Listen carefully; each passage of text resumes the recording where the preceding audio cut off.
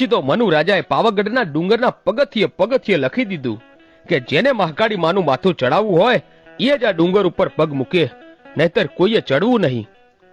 આમ કરી રાજા ડુંગરેથી ઉતરી ગયો અને ત્યારથી 1 દિવસ 2 દિવસ અને એમ કરતા કરતા 3 મહિનાના વાણા વાઈ ગયા. માણસ તો ઠીક, પણ કોઈ ચકલું પાવાગઢના ડુંગરે ફરકતું નથી.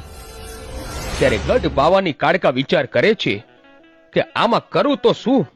પછી મહાકાળીમાં પાવાગઢથી સમડી બની ઉડતા ઉડતા આકાશ માર્ગે ચાલતા થાય છે.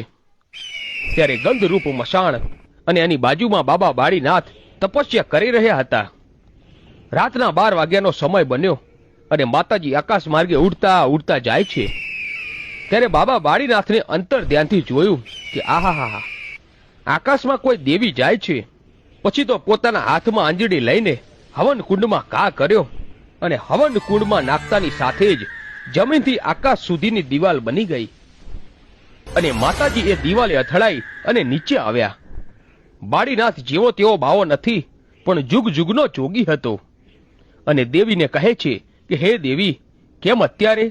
ત્યારે ગઢ પાવાની કાળકા વાત કરે છે કે મારે અને મનુ રાજાને વિવાદ થયો છે કે મને માથું ચડાવે એવો માણસની શોધમાં હું નીકળી છું. હે બાળીનાથ બાબા, મને માથું ચડાવે એવો માણસ કોઈ છે ખરો? અને તે દી બાબા વાળીનાથે મહાકાળી માને એટલું કીધું, હે દેવી, ઉજ્જૈન નગરીમાં રાજા વિક્રમનું રાજ ચાલે છે. એ એક જ એવો પરાક્રમી રાજા છે કે એ તમને માથું ચડાવે, બાકી તો આ દુનિયામાં કોઈ પોતાનું મસ્તક ના આપે.